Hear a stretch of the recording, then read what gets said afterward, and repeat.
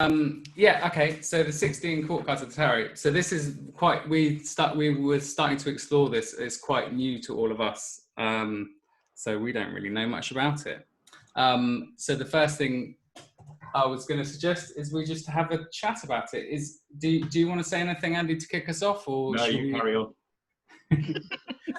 Thanks. No pressure. No pressure. All right. So did any one of you watch the piece that Andrew did on the Historia site?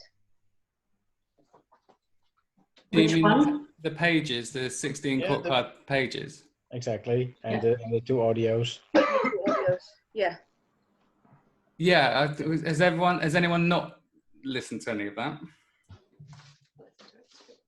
Okay, cool. I guess everyone has. Yeah. Does anyone want to share any thoughts about the 16 court cards of the tarot? Anyone want to start off? Yeah, it made a lot of sense when I went through it the first time, and then I reread it today and was like, shit, that's a lot to remember. Yeah. I'll talk. So I started looking at it. So I'm going to assume everyone's listened to Andy's audio and read a bit of the page about the elements and the fire of fire and the fire of water and all of that. And my experience was, so when I've started to look at that in my life and in metaphors and things like that, the elements, looking at to make a lot of sense to me. It's been really interesting how much sense. I've got to be honest, when I first started looking at the tarot and stuff, I thought it was all a bit woo-woo and didn't really kind of see an application to it. But then when I started looking into it more, then balancing the elements, so balancing the will, the emotions, all that stuff, started to make a lot of sense to me. When I read through the court cards a bit, I was sort of thinking, okay, yeah, I could see the fire of fire and fire of water and all those different things. And it all made sense. But then what was interesting is when I started applying it to metaphor. So when I started pulling out some metaphors of my own and started looking at, okay, so at the beginning I was in the mindset of, all right, which one am I? Which one of these cards am I? And which I was resisting as much as possible, but I couldn't help it. But then when I started pulling out metaphors, started looking, okay, this metaphor, this experience, which ones are present in here? And for some of them, it was clearer than others. So I had one where the metaphor is I'm trying to hold back a tidal wave. So trying to hold, that seemed pretty obviously orientated to elemental stuff. So water, fire of water, because it seems quite a sudden thing, which led me to the Knight of Cups, if I'm not wrong. And when I started looking at the Knight of Cups, it was quite interesting as reading the different things and reading the Crowley stuff as well. It all started to make a lot of sense to me. So then I started looking at other ones. So I was working with a metaphor with someone the other day, and he was surrounded by clouds. He was in a big cloud, and he had clouds all around him. And I was like, okay, well, that clearly, if you look it up, clouds, what's clouds? Prince of Swords. And I started reading down it, and it gave me a whole new insight into that person, that metaphor, at least anyway. And one of the really interesting bits was at the end, Crowley writes something, what is that? As if an imbecile offered one of the dialogues of Plato. And when I read that, I was just like, oh my God, that's exactly this person. I wouldn't necessarily call them an imbecile, but perhaps not the smartest. But then, my God, can they give you a speech? I mean, it's just amazing. So that was interesting. So then I started thinking, okay, well, not all metaphors have loads of clouds or a bloody great big wave or something like that.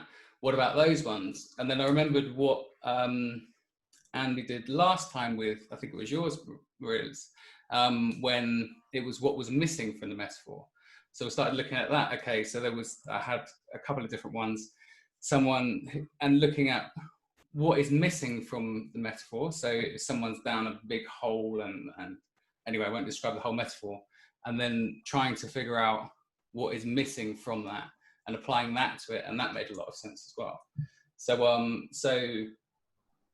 the long and short of my experience of it was, when I started reading all of the different things, I thought, oh, yeah, okay. But when I started applying it to the metaphors, it really, it kind of slightly blew me away a minute for a little while. It was really, really interesting. So what I'm hoping tonight is if we can talk a bit about the different things. We've got Andy here. Thanks for coming again. So we can ask Andy some questions if we've got questions. And then also just start pulling out some metaphors and applying it to metaphors. And hopefully Mr. Austin will jump in at that point. So yeah, that was, has anyone else got anything they'd like to share in regards to the court card? Ben, can I make a suggestion? Rather than starting with putting out new metaphors, what if we take the metaphors we pulled out last time? So we've got some continuity and maybe analyse those. We can pull some more out again, but I'm thinking if we've already looked at those and we've got them, what do you reckon? Yeah, I mean, yeah, we can do that. I think what I found is when I was reading about it, it was like, oh, that's interesting. But when I started looking at it in the metaphors, it really took on a whole new dimension. So I think if we find some metaphors from somewhere and start looking at it through the court cards, that'd be interesting.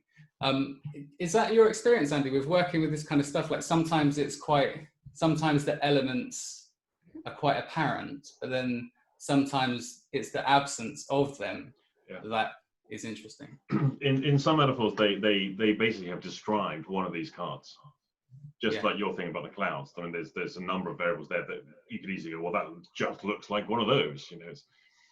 But you get others where you think, hang on, there is nothing there that gives me any of these things at all. And so then you can be looking at the absence.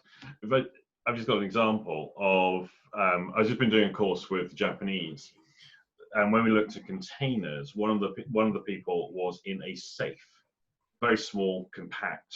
So it's metallic, no room to move, but the door is open a crack. And the door is obviously in front of her. So now we have no expression of personality. There is no ability to express, but there is an opening where expression is possible. So we don't have anything other than metal. So we can look at our chemical attributions there, but we don't yet have a court card. And the mechanism of opening the crack in the door was a finger. So we know there's another agency there, but we don't know the personality of the agency because we only have a finger. So there's something yet to emerge for that person. So here we have a potential of 16 variables that could emerge. We don't know what it's going to be yet. Now so you're assuming that behind the finger is a person, and that person will reflect one of the 16. No. The person who's in the safe, as well as the person who's got the finger, we don't know their identities elementally yet. So because she's not yet in a landscape, which is actually a reflection of her, so we don't know what's about to emerge. So the personality is not yet expressed. So you'll find this with containers. But some containers will have elemental components to them. So the person is in a big bucket of water, for example. So now there's an element within that. But if it's a metal safe, all we know is that whatever it is that is yet to be expressed, her family kept safe. So we don't know yet what's yet to emerge. So there we have a distinct absence. And until we get the person to grow up and grow out of it, which is a metal safe, what's the one force? What do we need? We need dynamic force to be able to grow out of that. In fact, just bear with me a second. I'm wearing shorts, so pardon my legs. So we're going for it.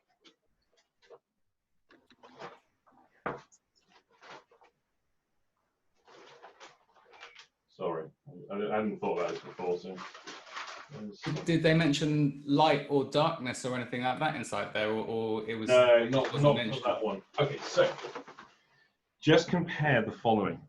So that was my attempt at drawing a metal safe with the person squashed inside. Very thick walls is what she described it as, and the door is opening a crack, and there's a finger of a person or something, the active agency.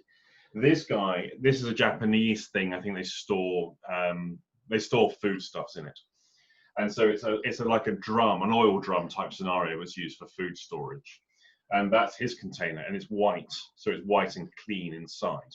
So we've got the converse of contamination because it's highlighted. But in terms of dynamic force, fire, this person in the safe needs a lot more of it than this person does. However, we could also then look at, if she doesn't want to grow up and grow out of it, she could leave. So does she need a creative force in order to work out a relationship with the agency that's opening the door? So lots of different ways you can look at it. There's no one singular thing. I don't know if that makes any sense to people whatsoever. Well, somewhat.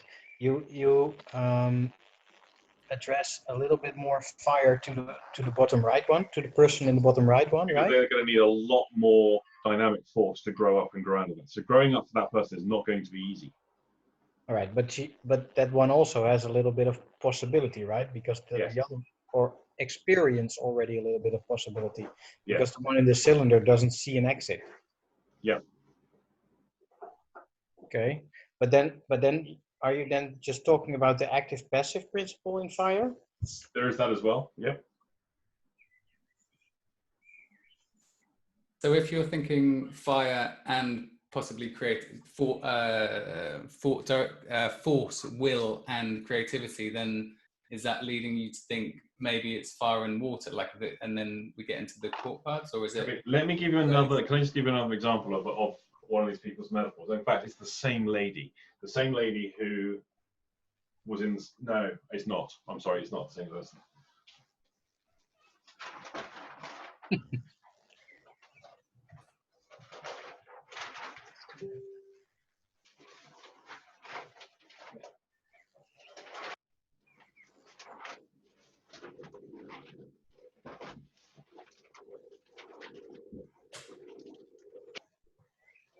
These will all look very familiar, I suspect. All right. So let me just give you this one, because you could do some elemental stuff with this. So to the right, there's an earthen wall that is crumbling. To the left, it's a muddy pond. Basically, to the left, it goes all the way to the left. And she's standing on two stacked chairs as a type of Japanese stool. So she's not in the water, but she's above it. In front of her, there's a very high wall with a ladder this side that she can go over it. All the way to the left, there's a muddy pond. And in the distance, there's a rainbow. And then behind her, there's a great big pile of needles. She will think she needs dynamic force in order to overcome the wall. Mm-hmm. And that's what's missing here. This is way too much element of water. Not much elements in terms of fire. Earth is nicely represented there, both in the mud and also in the earthen wall. We have the rainbow representative of both air and the watery part of air, and so forth. You have the archetype of, well, basically going back to Gilgamesh, and the Great Flood. And there's a number of archetypes where the rainbow appears, and then into alchemy of putrefaction, or pretty much holding the same symbolic representation, which is cleansing with water, cleansing the world. And she wants to know how she can overcome this wall. Because what she's missed is she's elevated. And so now consider the elevation where she's now disconnected from the watery part of earth, or the earthy part of water, depending on how we want to look at it, of the muddy water. Good luck. Over to you. All right. Blue sky above too. But now you're more talking about the alchemical subs, right? Like like the fire and the water of fire, but not so much the personality parts in the chord cards. Now you're actually talking about the alchemical traits. All of these things can be looked at if they're archetypal. All of these things happening simultaneously. It's not that it's just one thing and that's how we interpret it. It is all of those things in simultaneous existence. It's not even in a hierarchy. Because the complexity of the human experience isn't just a singular thing. That's why it's so information dense. Now, so you can work out her personality using the elemental attributions and what you know of these cards. If you've got your book of thought, you can look it up, what the different qualities will be, and see if you can arrive at her personality. Right, so what was it again? She had the crumbling wall. Right, so crumbling wall to the right. Yeah. Now, just so you know, in Japanese, that's left, that's right. It has no correlations whatsoever. No, okay. And they don't recognize, there's no translatable form of that kind of statement. So there's a wall to the earthen wall to the right. Important detail is it's crumbling. She emphasized the crumbling. The muddy pond extends forever out to the left, and there's a rainbow in the distance. In front of her, there's a proper wall, like a brick wall type thing. It's quite high, about 2 or 3 meters, she said, with a ladder on it. She's standing on these 2 chairs, which in themselves are in the water, but she's now above the water as a result. And there's a stack of needles, which is apparently it's a sculpture thing that's quite common in Japan, where people then plant flowers in this massive great stack. She described it as being dangerous because it's too close to her behind, so it's a source of pain basically. And blue sky above. There's not what you're not going to find is a singular card that's representative of that. You're going to find a mishmash of different cards acting simultaneously. Because remember, we're never just one of these. We're shifting through like 90% of that, and there's 2% of that, and 1% of that. People tend to make interpretations in terms of absolutes. It's just one thing, but it's not. It's on a continuum of which these are convenient categories, but the boundaries around the categories don't necessarily exist.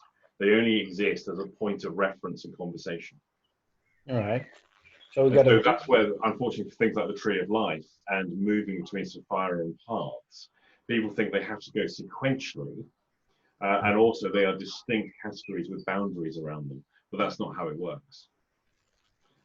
The way I thought about this the other day, actually, if I was going to try and paint this, if I had any artistic ability, rather than draw it with geometry and define circles and lines, my gran was an artist, and in the last years of her life, she got into watercolors on heavy blotting paper type scenario, where the color diffuses in and they merge into each other. So you have regions of color that bleed into each other, like if you paint watercolor on blotting paper. And that's how I would draw the Tree of Life, because you're phasing in between and through rather than distinct categories.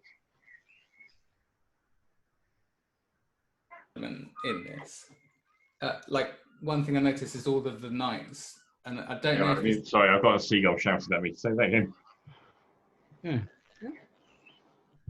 With the elevation element in the metaphor, one thing I've noticed is all the knights are on horseback, so they are all elevated. Yes. And I think, I'm not sure if this is what you were talking about with the attitudes towards it, but then is that, do you see a correlation between elevation and the elevation, the knight being elevated on a horse? No, this is where it can be very complicated. It can be that, but your air, so swords, so the four court cards of swords, they are the most elevated in terms of height.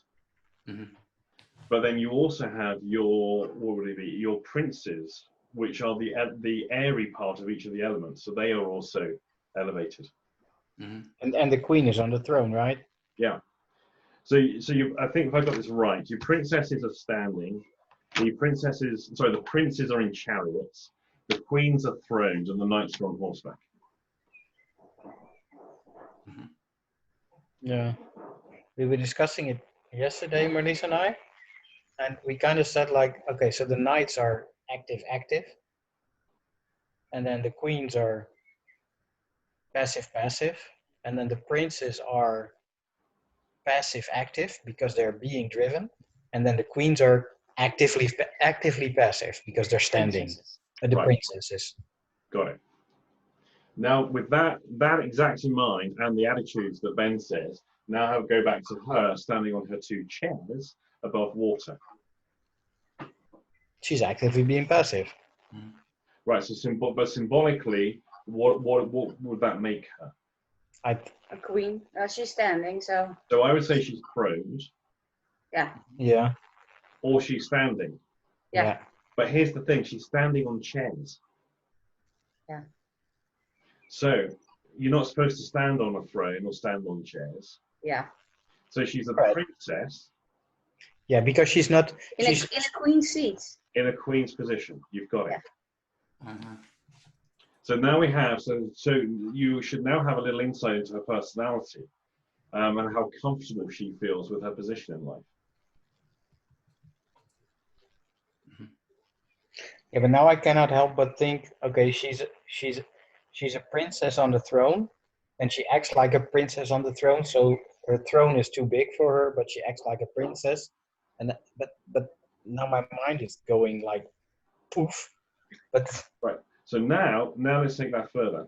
The princesses are what aspects of an element? on what? So the princesses are what aspect of an element? Earth. Right. So they're the earthy part of the element. All right. Yeah.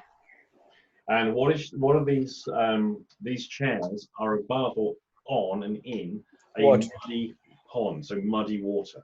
Yeah, the muddy water. So it could, but the muddy water could either be earth or it could be water, right? So she could be the princess of earth, and she could be the princess of cups. But mud is the earthy part of water. No, All right. is it the watery part of earth? Oh God, I don't know. Now every time I think I come to a conclusion as to which one it would be, I immediately think no, it's got to be the other one. So I can't arrive at. So, but again, you see, with it, if we have muddy water, one aspect of it is the watery part of earth, because that's what mud is, isn't it? It's watery earth. Mm-hmm. It's not really the solid part of water, the earthy part of water. What is the earthy part of water then? What would that be? So there, and then I go, oh, I have no idea what I'm talking about anymore. Okay, thank you. But I personally would I think that interpret makes it as sense. the watery part of earth. Yeah. Because that's, to me, what mud is. Yeah, the earthy part of water might be like sediment or something like that. Okay, perfect. But is So it's the Princess of Cups, the earthy part of water. the earthy part of water. So she has ability. Hang on, let's go Princess of Cups. Until I see the card, I can't remember what it means. Right, so that would be that one. Yeah.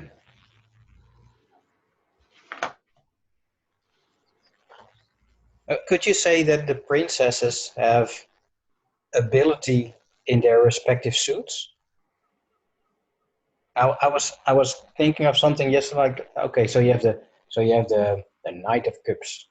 Okay, what was it again? How you said that? He goes out to find love. And then you have the Queen of Cups, who is all about. She is love. Who's basically all about emotions. Yeah.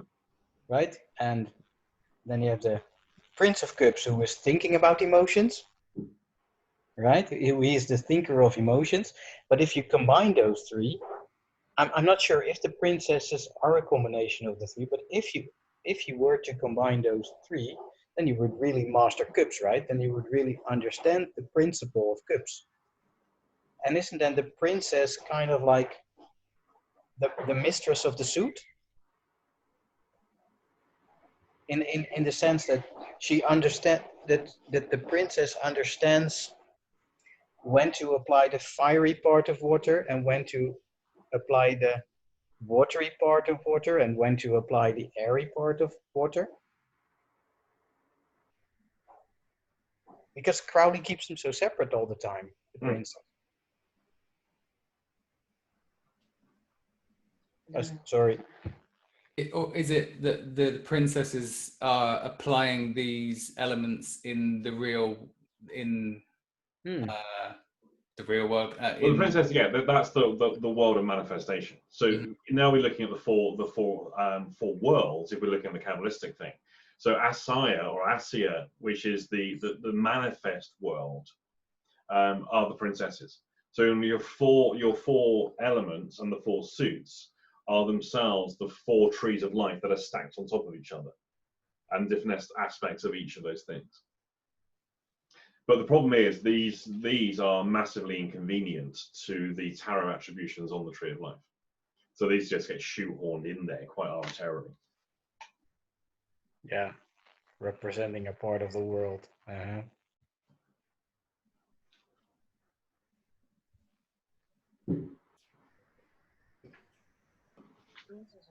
What the rainbow? I don't have the site here, but you said the rainbow is also. Yeah. Yes. You mentioned it in the video yesterday, so the rainbow is significant, I guess, because rainbows are really, they are. And if we just sticking with your tarot, you're going to find I think 2 rainbows in the tarot. Bear with me. I shall just locate them. So you have that one. Oh yeah. Swiftness. So the classic 8 of Wands. So that's the Hod of fire. Mm-hmm. And the other one is on a trump card. Bear with me.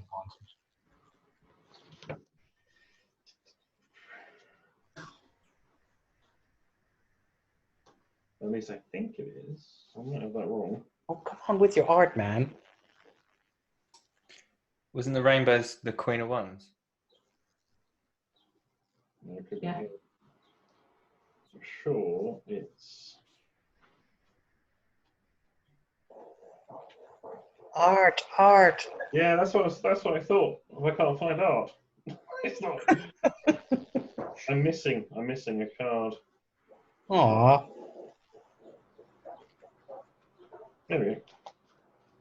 But do you know what? I thought rainbow. No, it is. No, it is. I take it all back. It's in the vitriol of the halo. Yeah, there it is. So this coming around here is the other rainbow. And I think what he, I don't know if I remember the text correctly, but what he wrote was it's coming out of the cup, and then it's distributing like that. That's also supposed to be the rainbow. Anyway.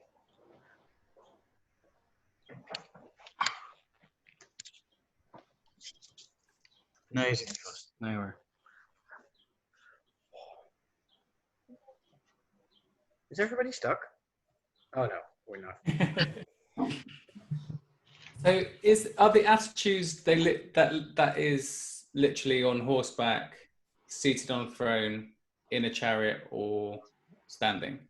Is that? Yeah. They're the ones represented in the court cards for sure. Yeah. Yeah. Now, if you translate that across into the metaphors, the taxonomy groupings of the metaphors, modes of travel are typically business or work related. Mm-hmm. Sitting down, you're not going anywhere. But if you're sitting in a chariot, you're both sitting down and going somewhere. So you have an interesting juxtaposition of stuff. The queens who are throned don't need to go anywhere. And then you start to get into that difference between life as a journey and life as not a journey. And in the West, we have a very strong bias to life as a journey. And including actually in the Japanese, because she feels she has to go forwards and overcome this wall. Is it something with the time? So spending your time passively or actively? So when you're sitting, you're passive in time. I don't know the English translation. And when you're moving, you're active and actively. Well, then it gets complicated because then we're looking at, do you have time as moving or still? And not everyone's going to have that equally. People are fairly divided between the two. So about half the population have time as moving, and the other half have time as still. So if I'm still and time is still, or if I'm moving and time is moving, that's very different to being moving and having time moving too, and being still and you see all the variables you've got there. Yeah. There's I'm not. not sure how that would translate to these though, apart from in the active and passive forms. Okay. But from in as far as I have a perception of this time thing, then you can only perceive time in metaphor if there is something that is actually active and you are not active, then you could say that you're passing time in the metaphor. Or if you are, I mean, active and passive is always relative to the other elements inside the metaphor. And in this metaphor that you described, there's not a lot of activity going on, is there? Right. Now, just to add into that, because it's where it gets really complicated. So supposing for me, time is still and I move, but I am in a chariot that is being moved. So now my relativity to the chariot that moves with me is different to the relativity of the environment through which I move. Right. So you have multiple, and there are so many variables we can look at with that kind of scenario, as opposed with time moving, time still, and whether the person is being conveyed or they are actively conveying themselves. Because it gets incredibly complicated. And some of those things will start to appear as court cards with the active and passive components. So when you do this, do you actually think to yourself, this is a Princess of Cups? Oh, come on, don't tell me you do. No, please no. I do sometimes, but not every time. So if we just come back to this one, back to the challenge of, can you tell me her personality? So we've already got an aspect, which is, so she is a princess behave in the queen's position. Mm-hmm. So, and behaving like a princess. And I think we can reasonably deduce this is the princess of Earth, the water part of Earth, which is matched by the environment, but not matched by her status. She doesn't like that. Right. So you get it right. She's princess of discs. Mm. Right. Do you get that one? Well, No, have I got that right? Princess of discs. Oh no, is he Princess of Cups? Princess of Cups. I'm sorry. I was going to say something doesn't seem right. So she's Princess of Cups. This environment that she's above is also representative of Princess of Cups. Yeah. However, because she's behaving like a queen, or in the queen's position, she thinks she's got to overcome this wall. I know we can make her congruent with the environment by getting her to step off this and connect with this. Because now she's congruent with her position. Does that make sense? Not overcoming the wall. But it would be very easy to think, well, she needs to either find a way around this or overcome it.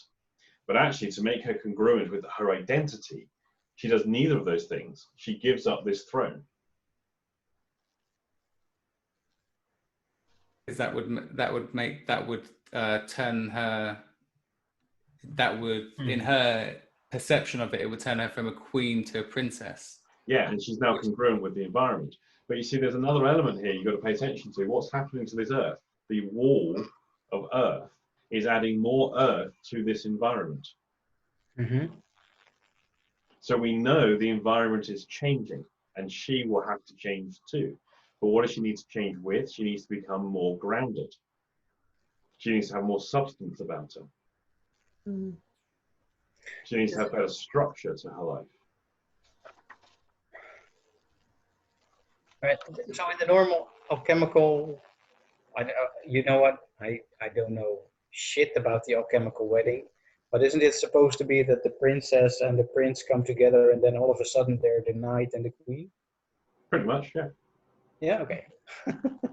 All right. So she's just skipping ahead to being the queen. Yeah. So come on, what else you know about her? What does this tell you? To describe her personality to me based on that information. Well, because you've nailed something absolutely specific. Delusions of grandeur. In a hurry. Delusions of grandeur, or she's probably in a hurry. Too quick. Okay, so she's in a hurry and she's in an elevated position. that should say immediately she has anxiety. Okay. Now you've just given the alchemical wedding. Is she getting married? There's no one there. No. Yeah. Why isn't there anyone there? Because there's fucking walls all around.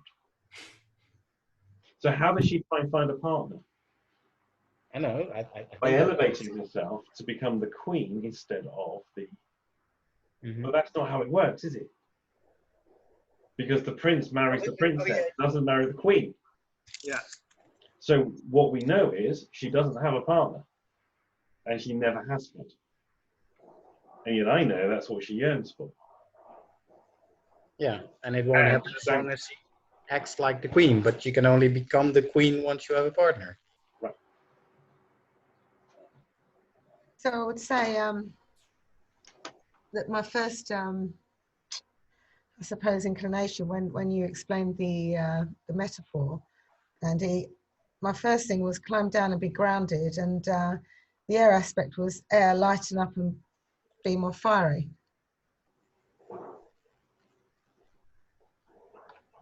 Now I'm not sure. So now let's just go back to. So she's not congruent with her position. She's not congruent with her environment. So in order to lessen her stress and anxiety, we're going to get her off the stools and make her congruent with the environment. So she is now the Princess of Cups in the Princess of Cups. Make sense? Now, what does that do when we consider the rainbow? Absolutely jack shit. Doesn't do anything, Austin. Right. What is that card sorry about the sun here. What's that card representative of? It's the unity of opposites of self. We become whole. We become real. We become who we actually are. Okay. Oh yeah. Okay. Right. It's the truth of ourselves. We have united the yin, the yang, the male, the female, the bad and the good, and we have smudged them together. All right. So you could say that her truth is glowing on the horizon. You could, yeah. But it also means that the rainbow is really part of the wet system. How I interpret it, the rainbow is part of the wet system of all this water and stuff, because usually there's rain associated. Archetypally, of course, the rainbow is the promise from God that he won't kill everyone anymore by flooding the world to get rid of all the sin and the shame, which then can be translated Gnostically to, so guys, when it comes to sin and shame, you're on your own. You've got to sort it out. Mm-hmm. Because I'm not going to clean it up for you. You've got to clean up your own mess. So that, and archetypally, that works for me with this one, because now she's got to get down and deal with this mess. Because we also should recognize it's a contamination metaphor. Mm-hmm.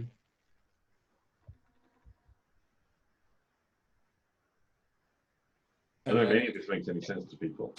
Only if she can get. I've got it all in my head. I just don't know if I can explain it. Only if she can get through that, can she get to the rainbow, which at the moment is quite a long way off. Well, it's not so much she has to get there. She's just got to become congruent with her environment, which will suddenly stop her being anxious, and it will get rid of her identity crisis, and actually now puts her as a much more authentic human being that somebody might want to be with. Now, I can't help but think here that she only got on those chairs because it's expected of her to act like a queen. Keep going, keep going, keep going. All right. I think it's I don't know why, but I think it's a family status thing that she needs to marry well or something, that she needs to prepare for marriage. Is that it? There's a huge element of it, yes. Why does she elevate her status? Because it's expected of her. I mean, so many parents do this, don't they? They put the kid on the pedestal, and now she's sort of faulty. She's supposed to be the person everyone looks up to, save the parents from their own misery and disappointments and all the rest of it. So she has to fake. Her identity very much fakes being happy and successful, but actually she's tragically shy and unhappy. Yeah. It's less dirty as well for her as well. Mm. Yeah, because there's a shame element for her to be the princess.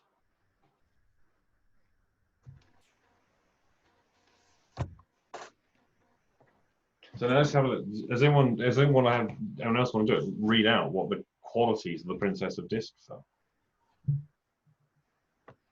You're such a fine reader. I just want to give someone else a go. No. That's it. Push over. Can't find it. Anyways. What did we say it was? Princess of Discs. I have a question. Princess of Cups, is it? Hey, Dove, man. All right. What's the question? Hey, Dove. Who put the chairs? No idea. Remember, the point of illustration of the metaphor, we don't have chronology. Lives in a world of romance. No, but it's different. It's different if her parents put the chair That's for right. her to be. But we on. don't know that. We don't have that data. Okay, that helps. Now, if it was in a container, if that was Right. taking place in a container, now you've got your answer. Right. Yeah. All right, let me just go through Princess of Cups. So it's the earthy part of water, in particular, the faculty of crystallization. She represents the power of water to give substance to idea, to support life, and to form the basis of chemical combination. She's represented as a dancing figure robed in a flowing garment whose edges crystals are seen to form, on whose edges crystals are seen to form. For her crest, she wears the swan with open wings. The symbolism of the swan reminds one of the swan in Oriental philosophy, which is the word orm or orm, depending on how you want to write it, which is the symbol of the entire process of creation. She bears a tortoise. She bears a covered cup from which issues a tortoise. This is again the tortoise which in Hindu philosophy supports the elephant on whose back is the universe. She is dancing upon a foaming sea which disports himself a dolphin, the royal fish which symbolizes the power of creation. So the character of the princess, infinitely gracious, all sweetness, all voluptuousness, gentleness, kindness, and tenderness are in her character. She lives in the world of romance, in the perpetual dream of rapture. On superficial examination, she might be thought selfish and indolent, but this is quite a false impression. Silently and effortlessly, she goes about her work. And what we have in terms of her personality is a painfully shy individual who suffers immeasurably, taking responsibility for absolutely everything and everybody, and tries to be more than she is, and tries to basically impress people with her ability, but she doesn't express her personality. She does it by doing stuff for other humans. That's how she gets through life. So she's horrendously overworked, overstressed, and really, really unhappy. Because she's also pretending to be the queen. And if you look up the queen, you'll find the qualities that she's probably pretending to have.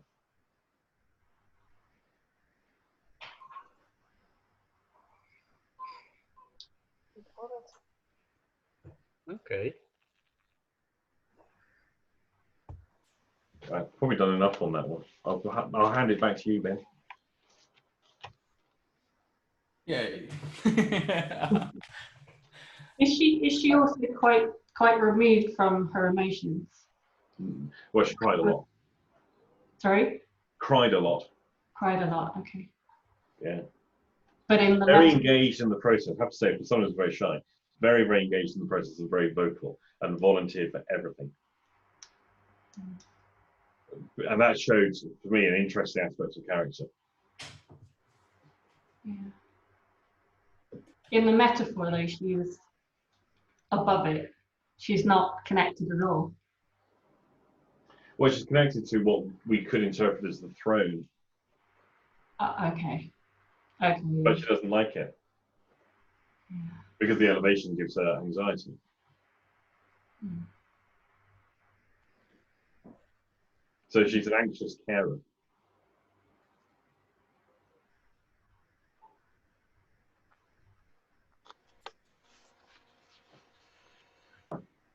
In regards to the attitudes again, the princes are in chariots. So if we think about metaphors of movement, that's a container, isn't it? It can be. Right. It depends on the nature of the chariot. So what you have to look at there is the specific structure. So that we get into, you look at the tiny details of the transportation. Because some people will be on horseback, that's not a container, it's transportation. Some people are in a car, that's a chariot in its modern form. So that can be a container, but it may not be, of course. It all depends on the specifics. If they're in or on, I suppose. Yeah. Okay. One of the ones that fascinates me is the amount of people that are in a car that's moving on the freeway, but they're in the passenger seat and there's no steering wheel. So now we know who's driving their work decisions for them. So the family are the ones who's really in charge, but they may well be telling that person, no, you're free to make your own choices. You can have any career path you choose. Autobiographical. Where and parents are very good at that, like pretending they gave you choice, but actually you know you had no choice. And that's quite a common experience for people. And is it typical for all the princes then? Because I think the difficulty here is individual then interpretation on. You see, you have to bear in mind that when Crowley and Frida Harris designed this deck, they weren't thinking in terms of metaphor structure. They were going according to the archetypes and how they could best express them. Different tarot decks, 99% of all tarot decks are usually an artistic interpretation of this is my tarot of flowers or tarot of cats, or this is the witch's tarot. And they have no relationship to anything. They're just something that somebody made up because they're pretty pictures. There's a number of decks that tend to have the archetypal or traditional patterns in there. Crowley attempted to restore how it's supposed to be, as opposed to what it had become, with replication and new ideas and creative approaches and stuff like that. I've got to say, I got the Masonic tarot because I thought I'll be interested just to see what they come up with, and I was quite impressed with the whoever designed that deck has kept very true in the majority of cards to the archetypes. So that's the problem with the core cards and the chariots and the horse styles and all the rest of it, is that these may not be true depictions of the archetype as we'd like them to be. You have old.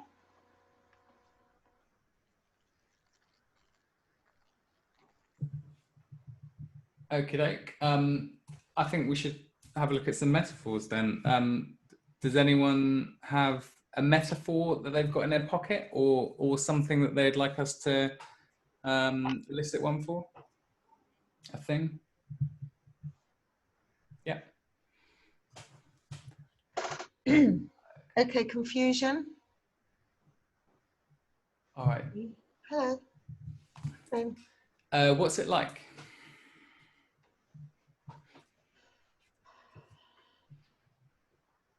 Spinny. Spinning. Mm. Okay. And what's to your left?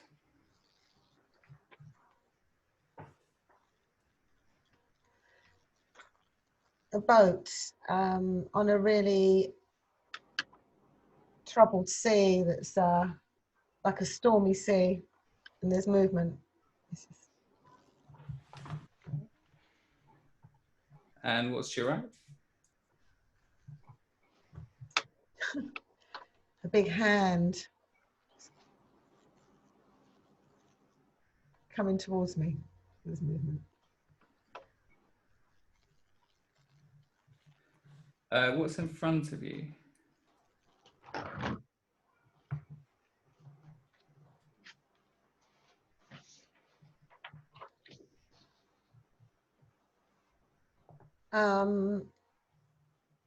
Like a really rocky walking thing, and then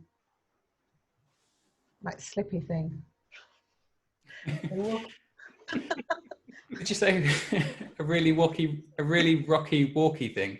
It's like loads of big stones that are really quite uncomfortable to walk on, and then it like slips away.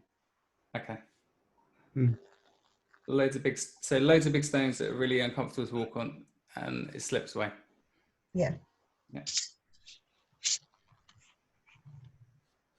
And what's back?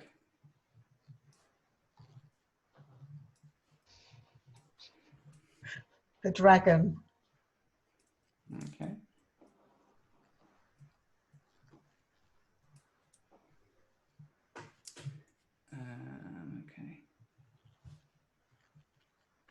Okay. Which direction is the dragon facing? Towards my back. Okay. How big is it in relation to the hand?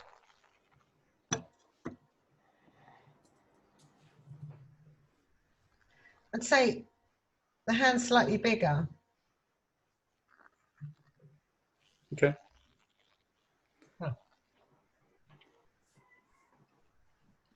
What are you standing on?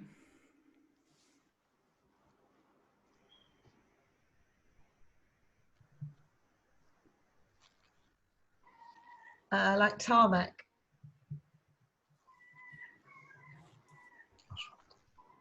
And what's up?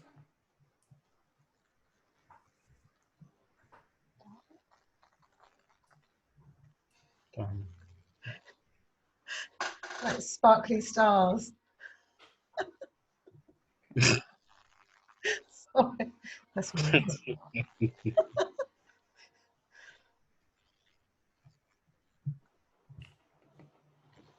Okay. So is it a night sky or just with the sparkly stars? It's quite bright, and they're all sort of like it's not a night sky. It's like a light sky with silver-like stars. Well, not silver, but It's a light sky. yeah. I missed what you're standing on and what's left. Tarmac. Stand on tarmac. What was left was like a ship all at sea and the rocky. Sorry, not rocky. It's like up and down in the waves. Quite a false 10.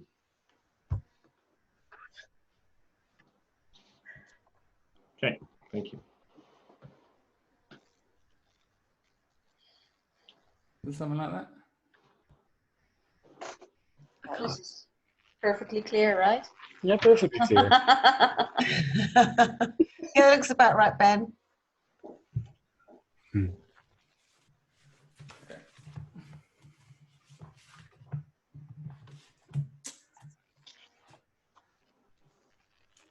So, okay. Shall we jump in and look for some tarot? So I guess some elemental stuff. Is anyone got any? Could I ask one more? Yeah. I mean, you said it was about confusion, and then you came up with spinning, right? And we dove into the metaphor. But you're standing on tarmac and you're spinning. Can you tell me a little bit more about spinning?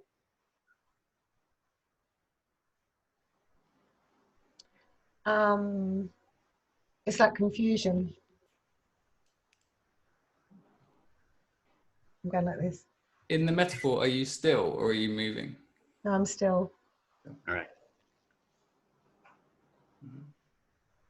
Remember the difference between the left brain narrative of the experience and then what the metaphorical representation actually is.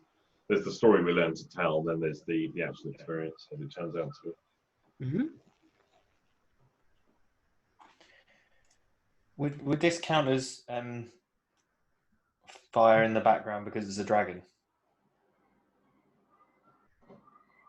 Keep going, because that's what I was jotting down, which is why I didn't hear certain bits. Because I was just trying to work out the elemental distribution and directions. I certainly did interpret it that way, but I don't know without asking them. There's water to the west as well. Mm-hmm. Rock north. So you've got fire, water, and earth. Is there? What's on the end of the big hand?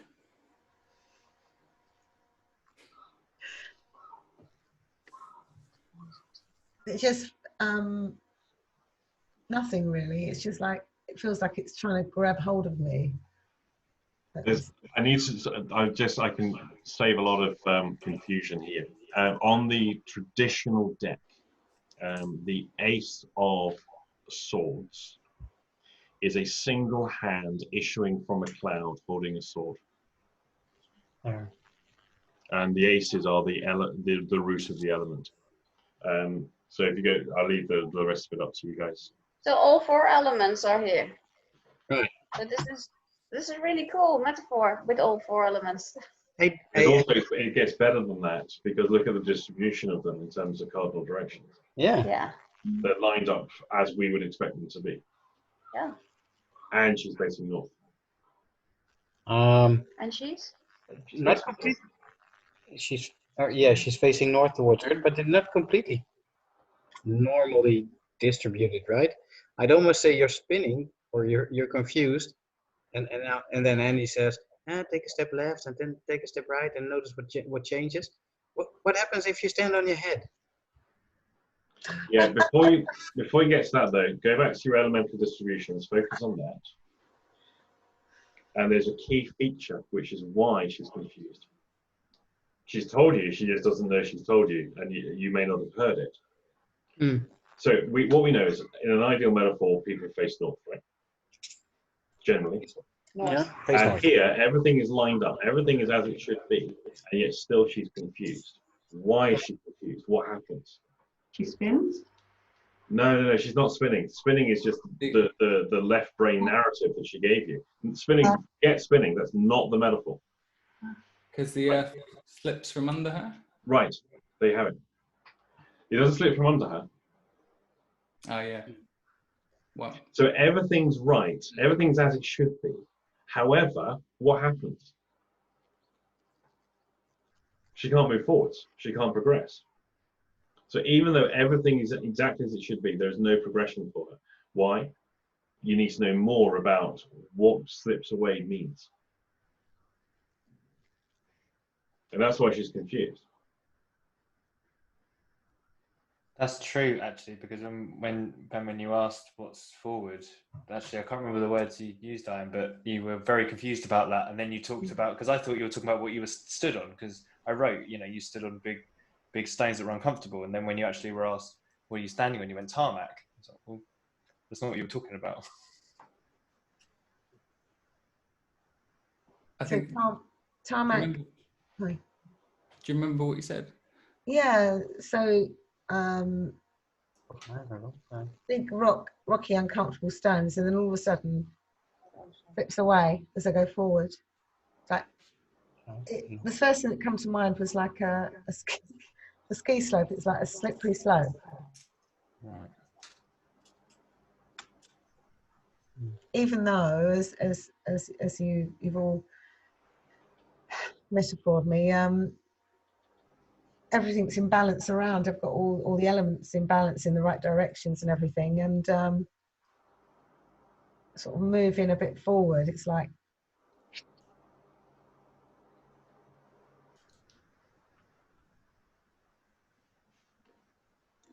So what now in terms of your elements of elements, your next investigation will be what is it that's so everything's perfect for it, except there's something that's going to slip her up.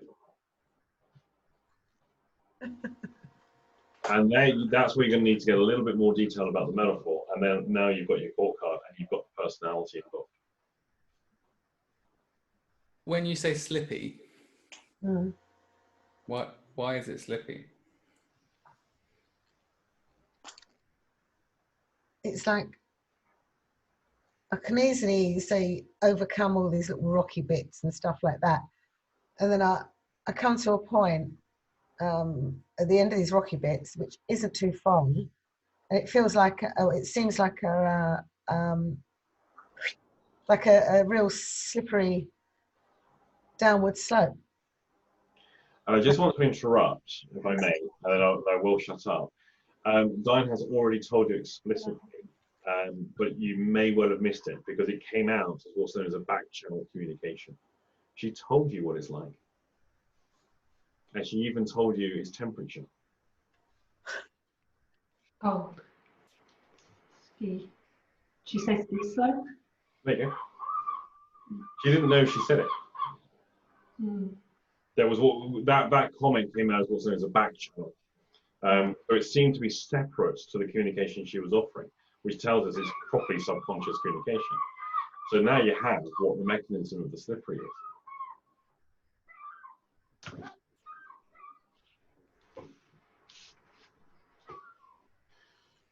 What was it? Sorry, I missed it again. I'm going to leave it to you guys. We missed it. Actually, I'm just going to use the bathroom, so I'll leave you to it. So you asked why it was Sorry, slippery. Dan, you're stuck with us. Right. You mentioned it's like a ski slope, so it's cold and that's why it's slippery, I guess. It's icy or snowy or whatever else. It's just like coming over these rocks, and then all of a sudden it's like very slippery. It's just like I can't control this movement. Right. The ice, very, very slippery. Like ice. Yeah. Yeah. Would that be then emotional overwhelm? If it's like out of control and water? Then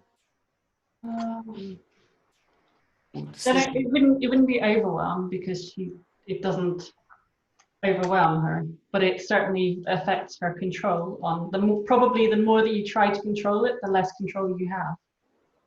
Yeah. Like I do. Right.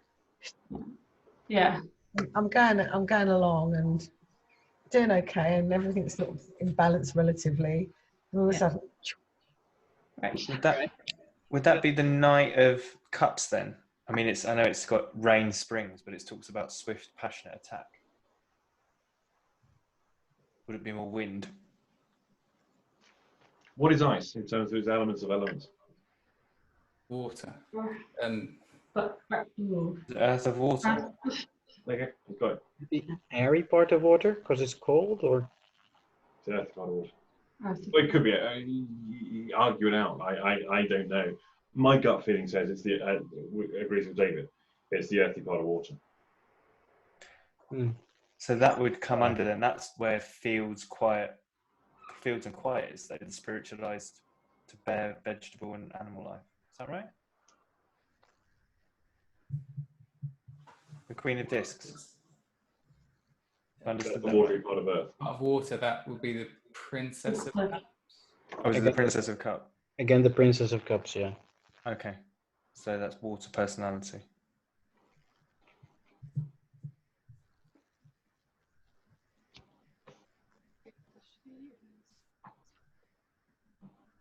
The character of the princess is infinitely gracious, all sweetness, all voluptuous, gentleness, kindness, and tenderness are in her character. Right, but that's what's in her future, right? Mm-hmm. What is she at the moment? Now combine attitude with what she's standing. Well, so she's standing. That's the attitude. What's she standing on?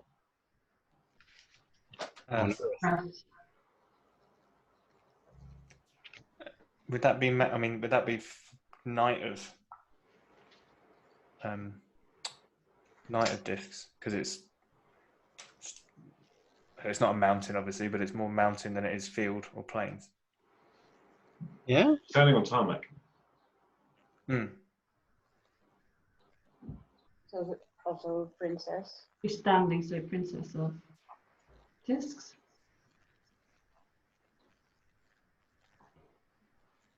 Is where are we? Now you can compare and contrast these two. Should give you some additional insight.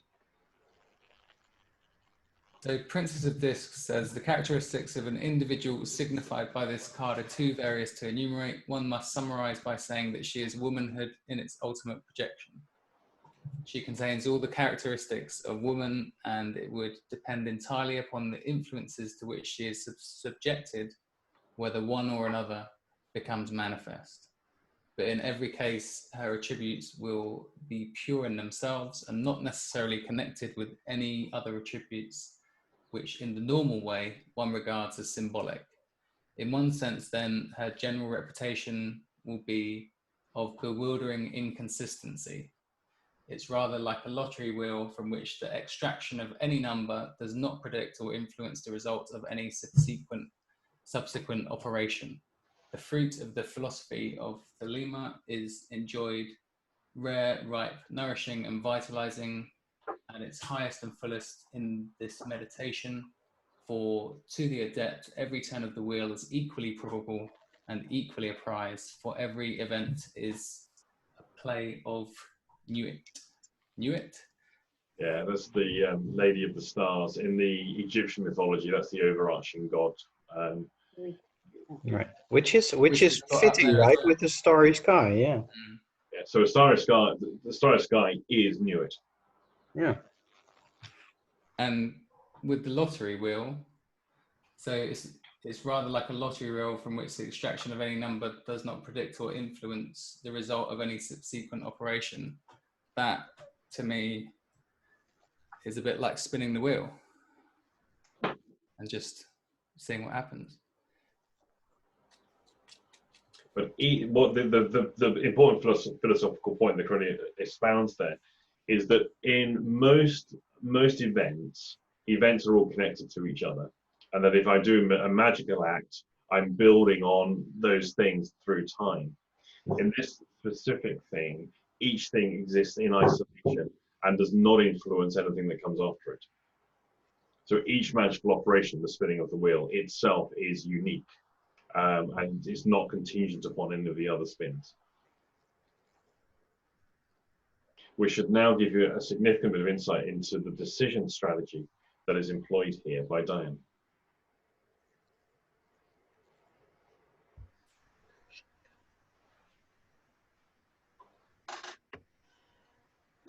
As in standing instead of moving? No, okay, think about the stones. Each individual stone she can overcome. Yeah.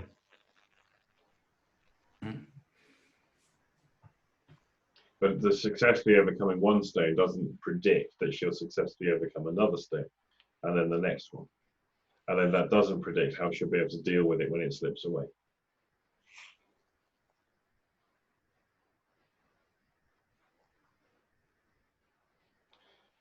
But that's not what the metaphor is, right? Because the metaphor is she's standing on tarmac. Uh-huh. So she doesn't do the stones. Hey, Diane, you don't do the stones because, well, you don't know what's in front. You don't know what's going to happen. So you're standing there on the tarmac. No. She said they're uncomfortable to walk on, so she somehow knows about the stones. Yeah, so yeah. Must be a sidekick.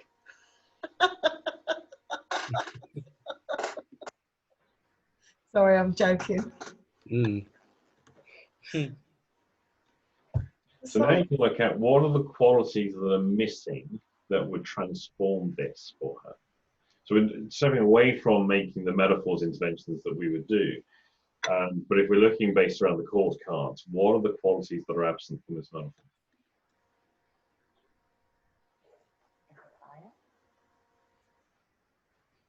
Now it's contextual. So the elements are distributed lovely, right? We've got a nice dragon behind. We've got air to the right. We've got water over there to the left. There you go. But we don't, right? Because the water is on the right. No, the water is left, the hand is right. Really? Yeah. Sorry. There's nothing solid up front, is there? Right, so now it might well be that all the elements in her world, all the elements are organized perfectly. Oh, dus ik heb te veel toon. Okay. But that's the problem. That they're organized. If you separate all the elements, the universe disappears. Things only work because of the forces of chaos that actually enable the constant mixing and sharing of stuff.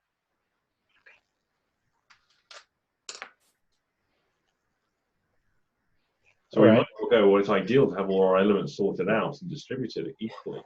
All right. The result of that is that when she then moves beyond, there's a problem. So is that a case of not being exposed to enough chaos to be able to. It could be, and chaos is what dragons represent. Right. So that's all behind her now. And but the dragon is a little bit smaller than the big hand. Yeah. And there is fire, of course, in the dragon. Yeah, but that's all behind her. Yeah, but But what would it's not happen? on the path where she's going. What would happen She is has to conquer the dragon and put it behind her. who said anything about conquering the dragon? I'm just referring to taking a step back, man. And notice what happens. So now I'm a little bit confused because I thought we wanted it Now balanced. you are. No. Okay. You lost me about 20 minutes ago. Right, so now, what does she need to take forward with her?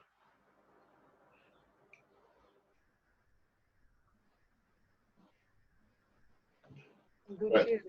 What does she need to do? Right, she's going to go forwards and then slip down a very fast, slippery, frozen slope, like a ski slope, and she's not a skier. So what does she need to take forwards with her? The dragon. Right, Yeah, what are the two qualities dragons have? Fire. Fly and breathe fire. Fire and wings. Fire and air. See, it's all there. So translating that back into the real world, what does she need to take forwards with her on this venture she's on? She needs to take some of the chaos with her. Did you notice what happened there? Did you see that face? Too organized. Hmm. I'll just go with the flow a little bit more. Now, how does she take some of that chaos with her?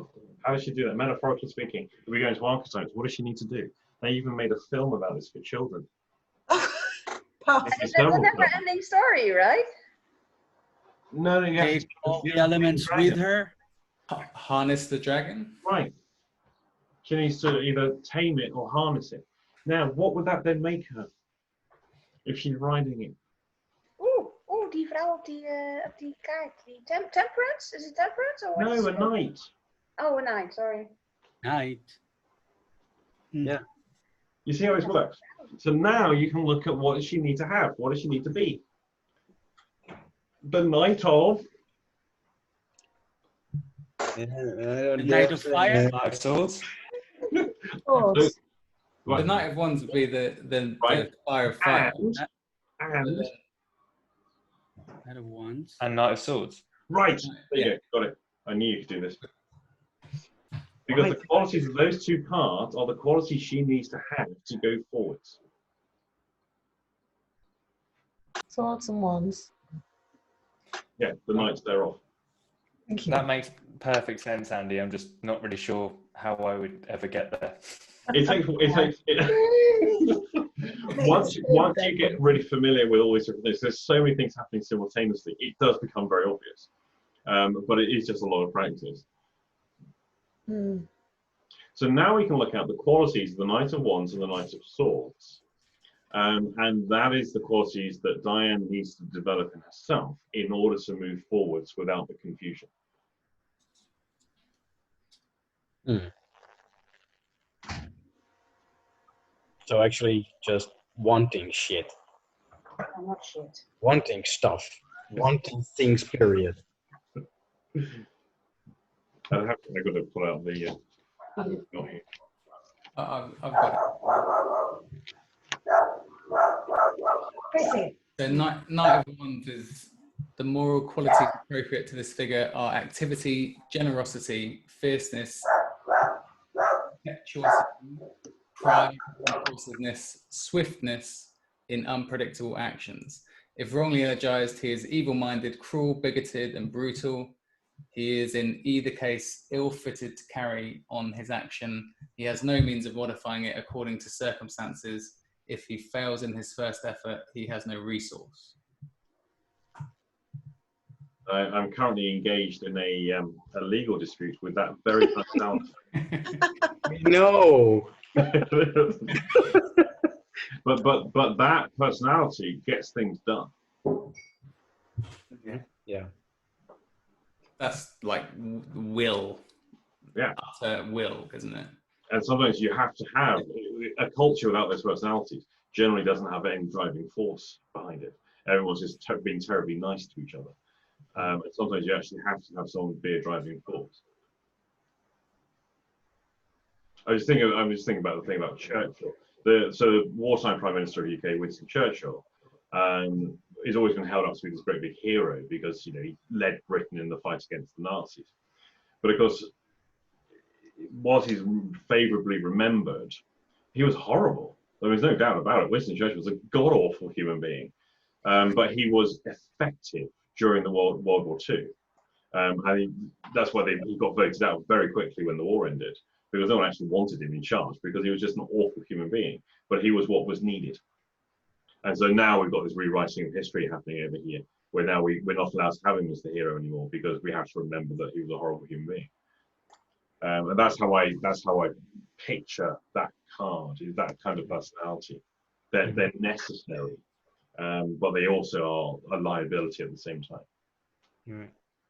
And what would be the qualities then of the Knight of Air? The Knight of Swords is the Knight of Swords. the moral qualities of a person thus indicated are activity and skill, subtlety and cleverness. He is fierce, delicate and courageous, but altogether the prey of his idea, which comes to him as an inspiration without reflection.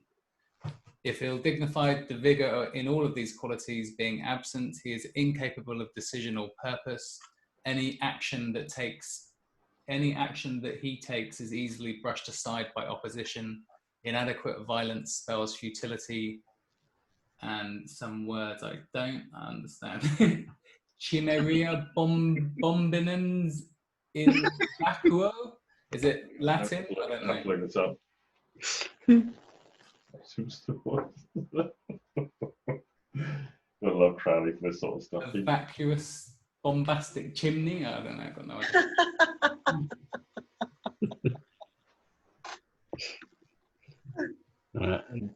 Doesn't sound like really helpful characteristics in this situation, does it? I don't want none of them.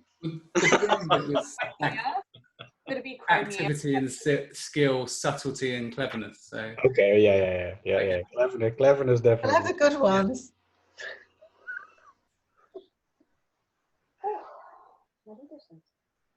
Okay, so that the inadequate violence spells futility. He's just an empty shell of an idiot, basically, vacuous. Yeah. He's just a pretense, not real. Can't take him seriously. I think that would be, these days we would call that, these guys who fake being in the military, or they fake their entire identity. Kevin Lake is a good example of this. So they're entirely fabrication, but behind there they're completely hollow. That's what it's referring to. So this one's about will and action, but using your head as well. Yeah. Is it just spinning a good story, but kind of making making a living out of it, or something like that? Yeah. The one thing I know about Diane is that one of the most important things for Diane is authenticity. So would that be fair to say? But so you basically live as the antithesis of those qualities, right. Which is why you don't necessarily have those qualities, because they come as a package. You have one aspect of them. Unfortunately, you get the others that come along with it too. So if I'm thinking, if you're really, really authentic, you can't take creative license to create a narrative that might put you in a good light, say, because you're going to be too far over. No, I need to be absolutely true and honest. And if you want to be kind and charitable to people, which again I know is dying, you're not going to be this guy.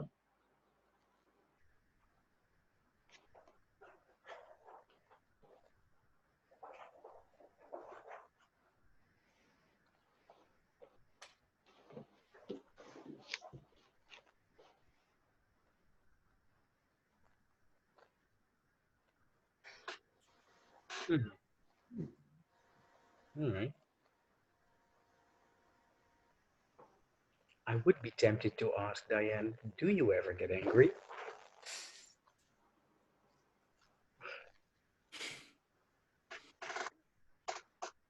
I do. It's about when the most time I feel angry is just about the suffering in people's lives and how people are sort of treated and animals, and it's just the whole thing that is like injustice in the world. The treatment of people that I get angry and a bit like helpless. I can't do anything about it really.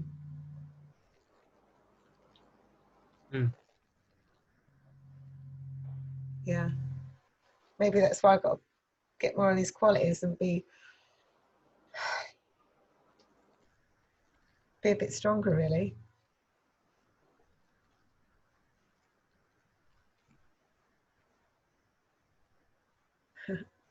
Mm-hmm.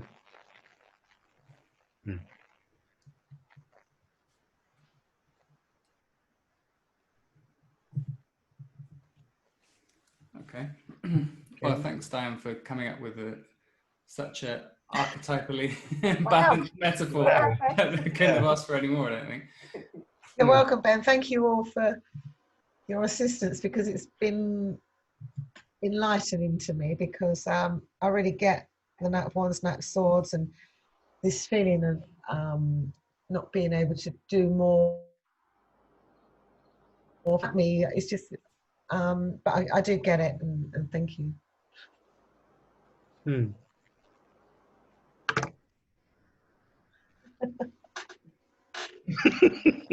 Shall we do one more?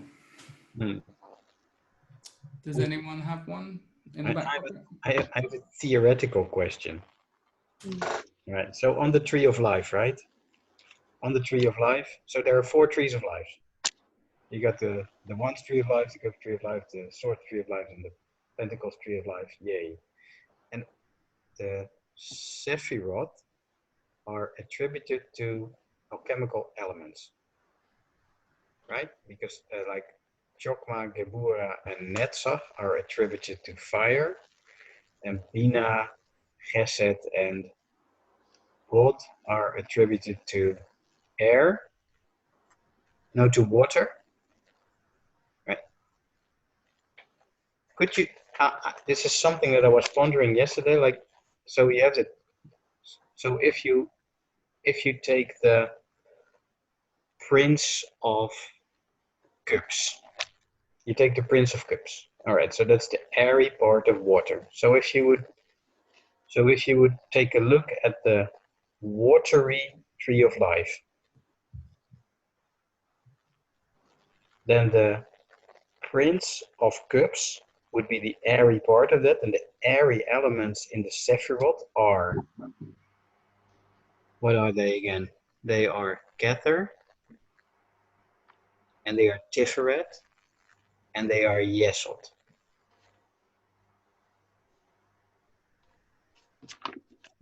Would there be any chance of the Prince of Cups, the Prince of Cups, being represented in those airy Sephiroth? I'm just about to make it even more ridiculously complicated.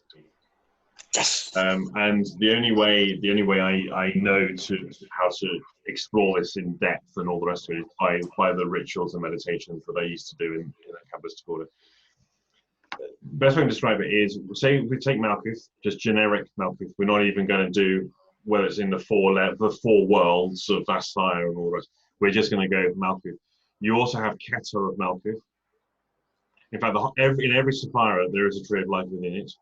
You also have the Gevora of Malkuth, the Hesed of Malkuth, and so forth, the Malkuth of Malkuth. Simultaneously, you also have the 4 worlds that exist. Mm-hmm. And then you have the 4 worlds that exist within each of the Sephiroth and trees of life that exist within each of the Sephiroth. And so it gets ridiculously complicated. So I could have the Bina of Malkuth in a Saya, for example. And that's going to take you to a very, very different position in terms of what is represented by it than the others. this is why the Kabbalists will spend this is pretty much all they ever do, is meditating on these different things and looking through the Torah, going through the books of Kabbalah to do all the calculations, permutations and stuff. It is extraordinary, the level of depth. It's not something I particularly bother with. It has, from what I can see, it's not particularly relevant for the metaphors work. But also in Western magic, a loose understanding of it is sufficient. But if you want to go into being a full-blown Kabbalist of the Jewish persuasion, then yeah, that's where you'll end up, is actually really exploring those things in depth. I think you'd look good. Yeah. So in answer to your question, yes, you can, but it's actually way, way more complicated than that. And so you've actually got it already in terms of how you can work that out. Lon Milo Duquette, I think it was him, he's put some three-dimensional models of the stacked trees. And I know one of the OTO guys actually made that. I mean, good God, the detail he went into was extraordinary. We tried to, in one OTO meeting, we did a thing of the tree within the tree ritualistically, in order to explore it and actually gain some kind of visual representation. That's the whole point of it, because it's this abstract mathematical form. You think, what the fuck is this? But when you actually paint the floor, and we painted the tree and then worked through the different levels of each of the things to get a visual representation of it, and that made my life a lot easier as a result. But you've got to find a hall that allow you to paint the floor in order to do what we did, or you can put paper down, I guess, whatever. Okay. I'm checking out now, so thank you, Diane, for your metaphor, which was really cool. And see you next time, maybe 2 weeks. Yep. Okay, great, thank you. Bye. Can I ask another quick question? Might be obvious. It's not so obvious to me though. The relationship to the left is all about emotion, but it's also about creativity. Not necessarily. It depends if that's how the elements are distributed. You see, what I would look at is, okay, do we have an equal distribution, an appropriate distribution of elements, so we can say which way the person is facing? You may not. So in Diane's scenario, that was quite an unusual representation. Normally things are much more mixed and matched and chaotic. Okay. But creativity and emotion, they're part of the same thing, right? Generally, when we do big chunk categories and generalizations, yeah. So water is the creative, emotional, fluid aspect. Air is the intellectual aspect, and so forth. Okay.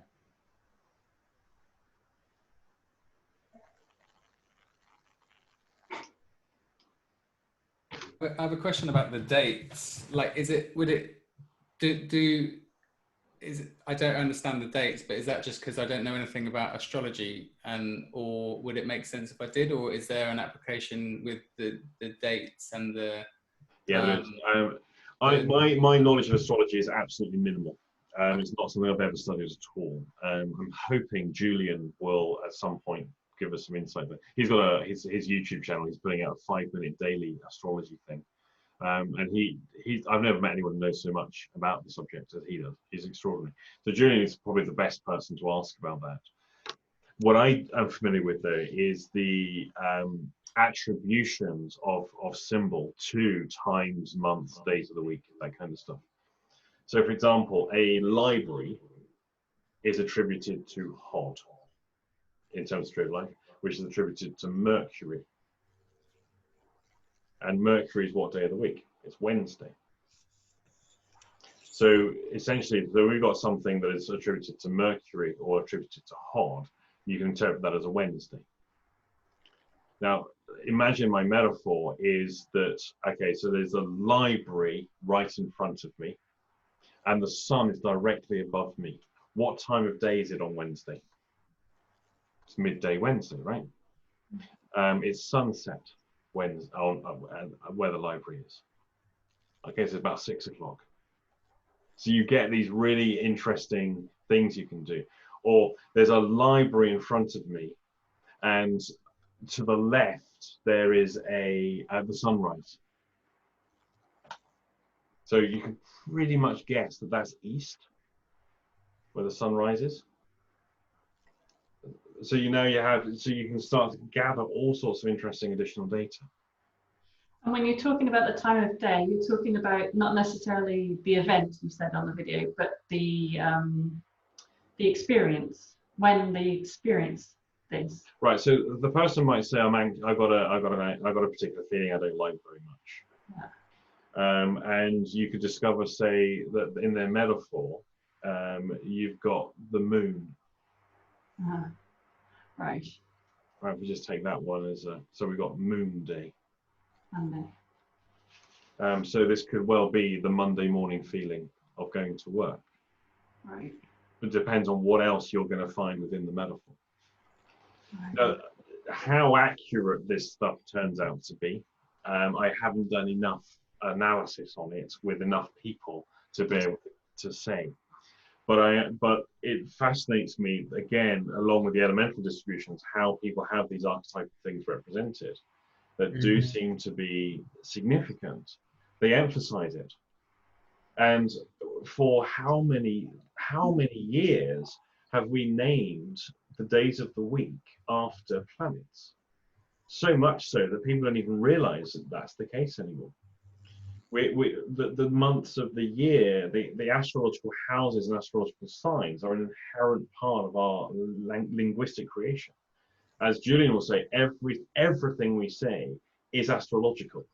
When you know astrology, he can just listen to people talking, and he can detect just because the words they're using, their chart. He can draw up an astrological chart of what they say. Now we've done some tests with this, and it is mind blowing. So I described to him the client's metaphor, and he does nothing else than interpret that astrologically, and he draws up a chart. And then he tells me about the client. And that's the client I worked with that morning or the previous day. And it is like he was listening in on the session. And he doesn't even know the metaphors of movement work. It is mind-blowing what he's able to do. So what we know is that when people talk in containers, they talk in ocean. Let's say oceans. They talk about rivers or then astrologically, of course, that is Neptune. And so from there, and then with the other details, he can start to draw up. So we've got Neptune. Now what he needs to know is the horizon line, or what else is there and what else is there. And he can draw up an astrological chart. And then the conclusion of what that means astrologically is exactly what the metaphor means. So this is a massive project. We're about to, COVID ruined the project because the amount of stuff we have to thrash through and work through. But as soon as this is over, we will be collaborating to create that body of work, because it is extraordinary what he's able to do, just using the interpretation of the metaphor via astrological symbol. So when you say Wednesday, it's midday on Wednesday, are you referring to the archetypal experience of midday on Wednesday? No. So now we have to look at, suppose we're using the library as the example, or a hospital, all right? If it was behind me, what day of the week is it likely to be today? If it's close behind me, today will be Thursday. You see? If it's in front of me, but a distance away, now I have to work out the difference, how that person represents time and motion. I suppose how far do they have to travel for X period of time to pass. So you can start to make predictions of when these things are important to them, or when it will become important to them as they progress on their journey. Does that make sense? So if they're in it is Wednesday, or right. So because we're moving in a direction, depends on that person's relationship between movement and time, because time is measured by movement and vice versa. So now we have to work out we have to look at some way of measuring that. Well, I don't have that tool. I don't have that. I'm hoping Julian will give me that ability to be able to measure those things. So now we can make predictions as to when are they going to get to that point. If they're moving in this direction at this rate, when is that obstacle going to appear? What day of the week or month of the year, depending on what scale they're operating on at that time.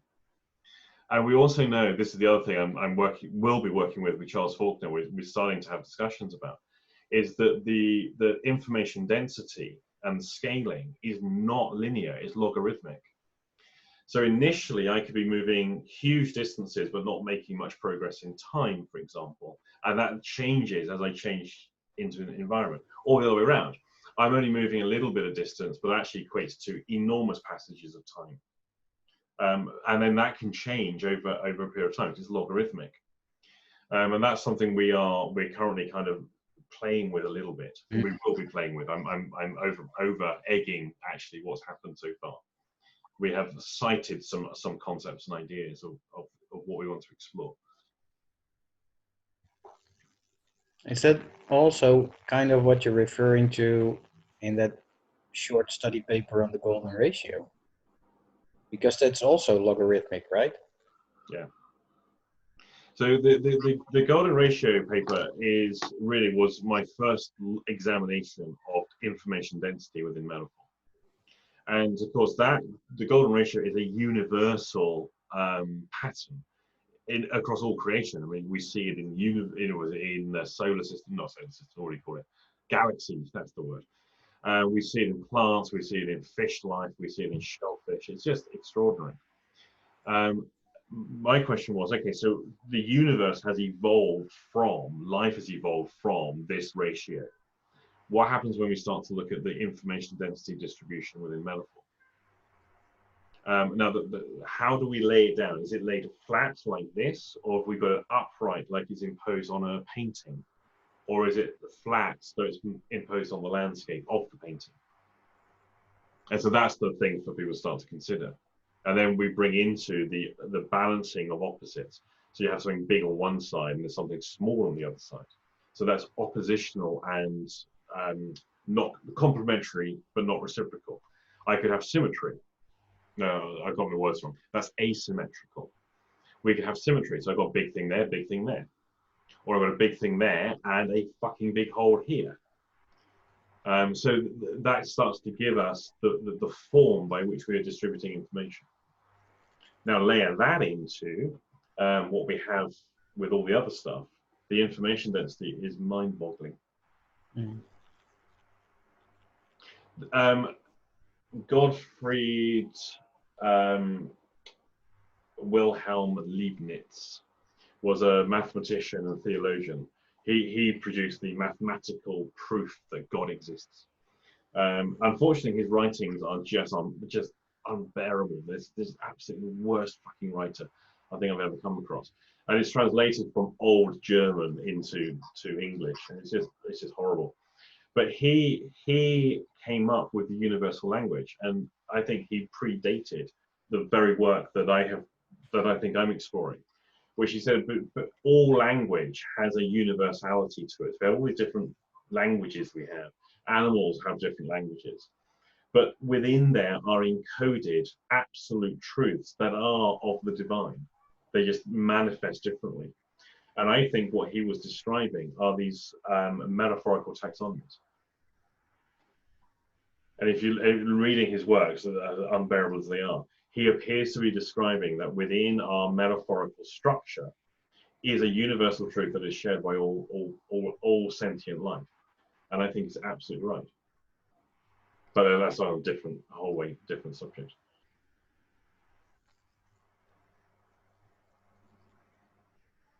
Could you just sum up that universal truth in concepts for us? I'm sorry, I missed. You broke up on me. Say that again. I was making a joke. I said, could you just sum up that universal truth in a couple of easy to digest sentences? Leibniz. Try reading one of Leibniz. Oh dear God.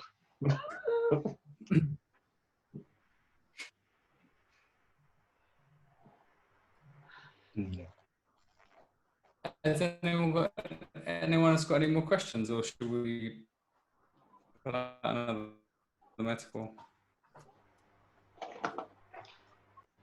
I have a question actually, just about the objects of the cards. So you kind of mentioned on the recording about, if a certain object is left, then that's something they've left, and if something is right, it's something. So if there's a sun in the sky, that's what's up for them. But how does that relate to the present in terms of the kind of personality that represents? Sorry, I don't know if you're making sense, but how would you speak about the sun then if there's a sun in the sky? Right. So what we're looking at here, this is the absence or presence of an illumination source. Now, in the majority of metaphors, people don't mention the sun. The sun only gets referenced when it has an importance of some significance. There's a significance to it. People can be indoors and they don't reference there's lighting. But stick them in a stage metaphor, a performance anxiety metaphor, they're going to reference there's a spotlight. But they don't reference the sun. So now we have to look at what is light archetypally. And this, for those who are sort of interested in the theological stuff and across comparative religion, this may well give you a completely different angle by which you can read scripture.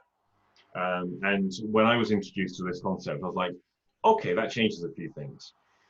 So the source of all life is the sun.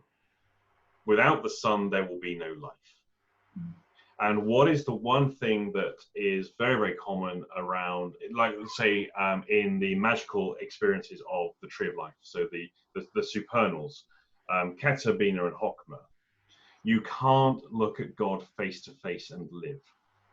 And in Judaism, no man may be able to stare into God himself and survive. You can't unite with God and still be alive. When people see God, they are blinded.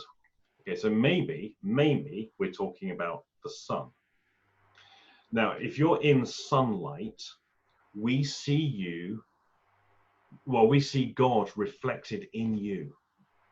Because that light of God is what we see reflected. We don't see you, we see the reflection of light. So now we have the light of truth, truth being that of the divine. Now, in artificial lighting, okay, that's you in a false light. So we don't see the real you. We're seeing an artificial you, not the real you, not the God-made you. So when sunlight or sun is referenced, that is them being very, very honest. That's their truth. When there is no light being referenced at all, that catches my attention. And that's when I can really start playing with that person around their experience and their self-deceptions and all the rest of their offering. They don't know that, of course. And then when a person's under an artificial lighting, we had a brilliant one in terms of the Japanese group.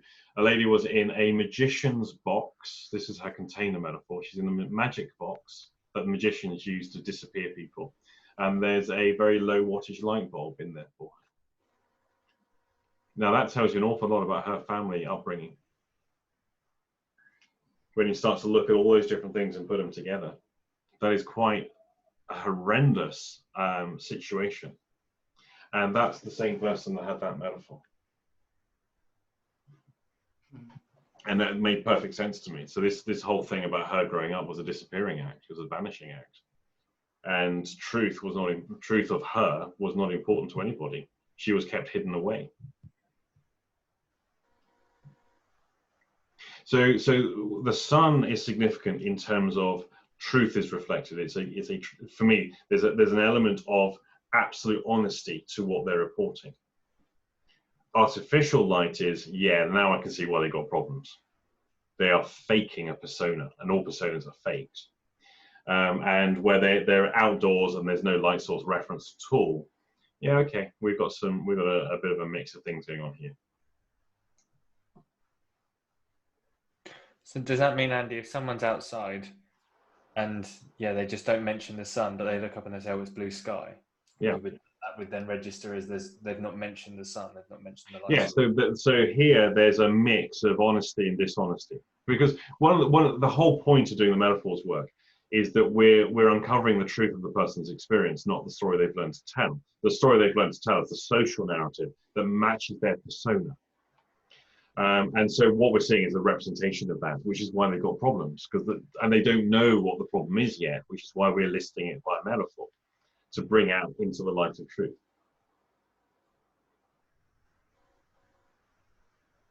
It seemed, I noticed in a lot of metaphors, well, when I was looking at the court cards here, that it's a lot of metaphors that are problematic for people, that applying the sun to it often seems like it might be a good idea. I mean, perhaps not someone who was in a fire or something like that, but maybe that is. Well, now you have the basis of Christianity. Mm. And the basis of Christianity is basically elicit your experience and remember God. Mm-hmm. Ultimately, that's it. That is what you have to do. Now, so that itself now opens up a whole philosophy and a whole a religion is based on that. And if you reread Scripture and basically replace all references to God in all the forms, if you look in the original Aramaic Hebrew of, you've got Ehyeh, you've got Adonai, you've got all, Elohim, all these guys, just replace that with the Son. And you end up with a very different proposition, which is possibly more realistic as well, and opens up for a very interesting philosophical position by which you can transform.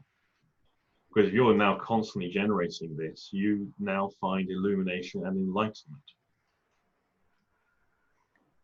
But that's not the same as what the Eastern Buddhists and Hindus are doing, when the illumination comes from within. That's why their philosophy is so very, very different. Because in Christianity, we have the light of truth as in something that's not us. It's extraneous to us. If you look at the Prince of Wands as well, though, that sort of steady force of energy, that if I think about light coming from within, that's the steady force of energy fits for me with that as well. So so maybe. It seems to work for me both externally and internally.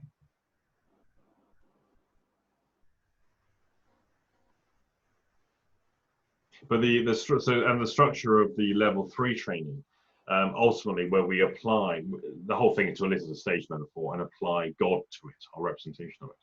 And for so many people, the stage breaks apart, and what we now have is the tower. Symbolism. Mm.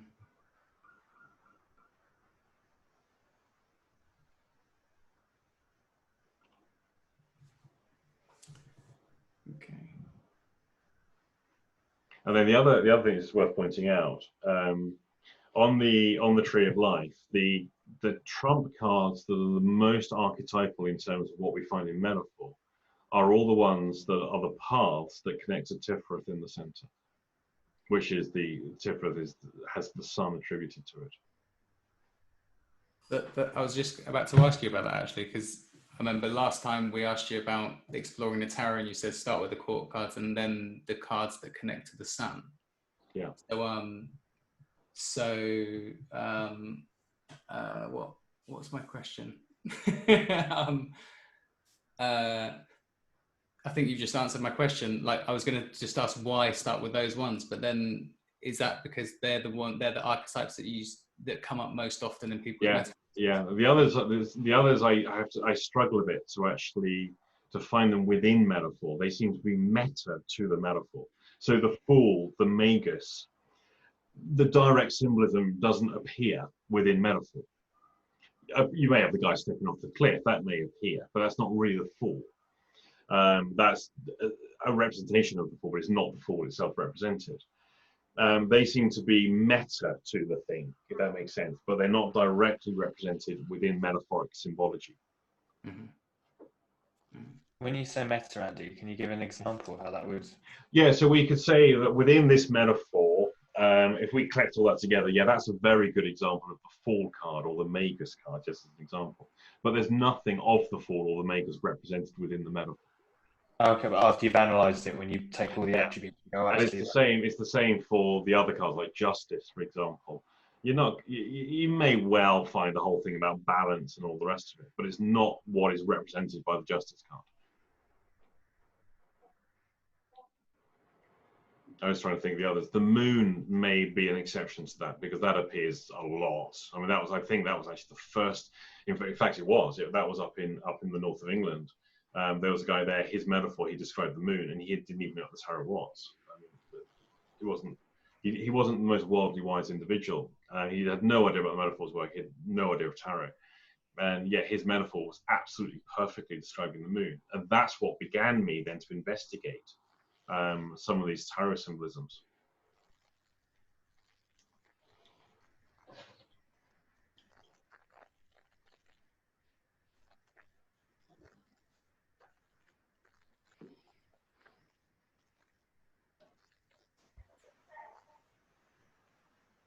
Could you talk a little bit about the moon, the moon archetype? Is the moon? We mentioned Nuit earlier, didn't we? The Egyptian, I think the Egyptian god of night and the starry sky. Is that similar to the moon? Nuit is the sky. It's the firmament. In the Christian pantheon, the sky is the firmament, and you have Geb and Shu. Shu separates Geb, which is the earth, from the sky, and it holds up between the two. I think I've got that around the right way. I might have got it around the wrong way. I've forgotten the question. What was the question? I was just asking if you could talk a little bit about the moon archetype. Right. Now, in terms of the moon as a trump card and Yesod on the Tree of Life, they're not the same thing.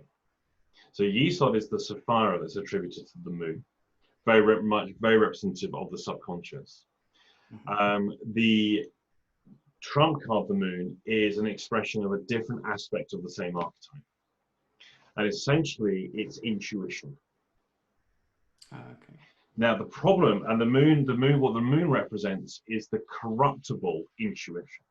So I could use my senses to be intuitive and navigate my way through a forest. But I can also use my intuition to corrupt and be suspicious that you might be a witch. Mm-hmm. And I might believe myself to have all these magical powers and believe in conspiracy theories and all the nonsense that people believe in. That's the moon archetype. And so the path of the moon card, the 29th path from Tree of Life, which goes from Malkuth up to Netzer, is to transcend all of those challenges of the intuition, but not be corrupted by it. So you manage to walk that fine line between intuition and superstition.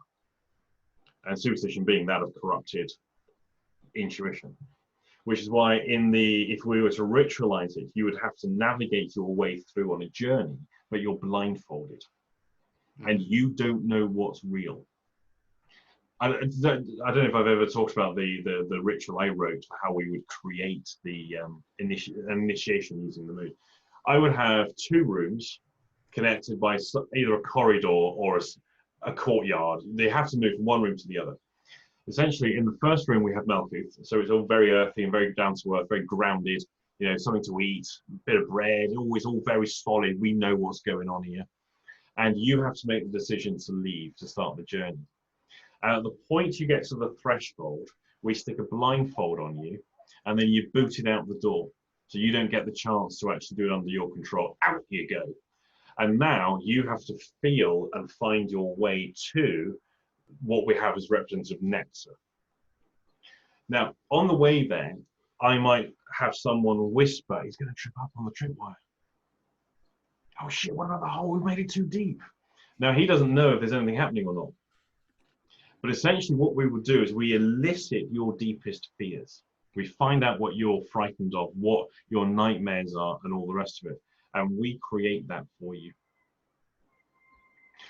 For anyone who's a fan of Doctor Who, they created an episode based on that very principle. It was fantastic. And it's the one, they're on a spaceship and everyone has their room. And in their room, they find their perfect nightmare. I don't know what the episode was called. Oh, is that somebody off? Who's off? See you later. Do you think the moon has a bearing with the Hertz the hurts. So when you're talking about the corruptible intuition and that, it sort of makes me think about the hurts. I suspect so. Yeah, because there's the darkness elements and all the rest. Yeah, I suspect. I mean, Yeah. all these things overlap. Everything overlaps. Yeah, yeah. Sure. It's just that when we talk about them, we put them in neat, distinct categories with a boundary between them. But that's not how anything works in terms of experience. So to experience the moon, you would undertake a journey where you have to feel your way, you can't see your way. And you're exposed to your own fears where you don't know whether that's actually happening or not. And certain initiations that I have certainly been subjected to, that is that can be created very effectively, especially when you're blindfolded. I mean, I was in one particular thing. I can't tell you what it was or where it was, but essentially I'm in an environment, and I think I'm in this massive great hall. And the reality they had created for me is I'm in this huge great open space, and I'm utterly vulnerable, and I have no idea where I am, what I've got to do, and I know I'm going to be challenged with various things along the way. And then at some point there's a reveal, and the blindfold comes off. And I was quite shocked to discover I was in a room that was slightly bigger than the average living room, and that there was about 20 to 25 people in that room. And as I'm moving around, they're all having to shuffle out the way in order to help maintain the illusion. And it was incredibly well done, because my actual experience was I was in this massive, great cathedral-type sized building, and it was tiny. So that was a classic example for me for Luna, and there was water involved in that one as well, and all sorts of other stuff that went on. Because moon is the lunar archetype. It's a reflection in water, which is why it's seen as the subconscious. The moon doesn't produce its own light; it reflects light, and then we get a reflection of that reflected light, which is a reflection of reflected light of God, as in the sun. So that's the archetype, or that's an expression of the archetype, and then that lends itself to a whole bunch of symbolism. So I was just thinking what Alison just typed there about the blind maze. So that sounds about right.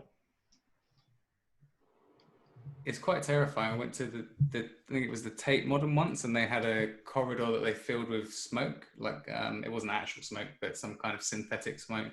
And you just had to walk down this corridor, and it was the Tate Modern, so there was clearly nothing dangerous going to happen whatsoever. But there was a couple of moments when I don't know, people ahead of me went a bit faster, the people behind me went a bit slower, and I had no idea if there was 10 miles of it or 10 inches, and having to keep walking forward. It's quite a powerful. So that hints at it as well. That's getting very close to that kind of experience.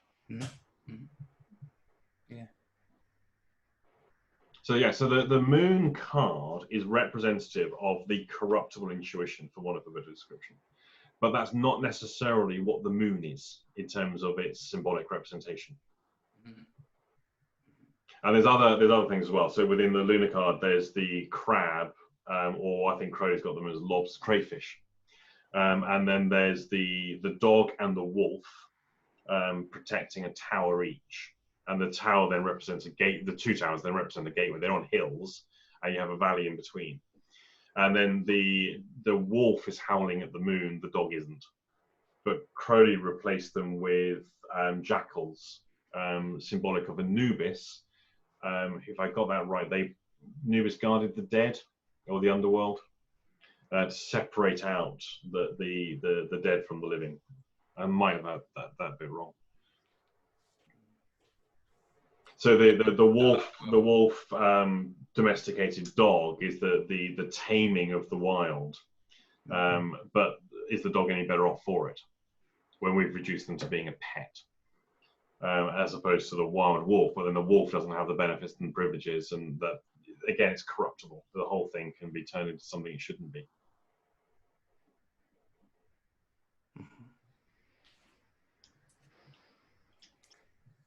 Okay, I think we're at time.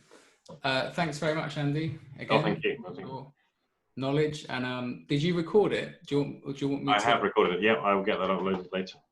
Okay, and yeah, everyone.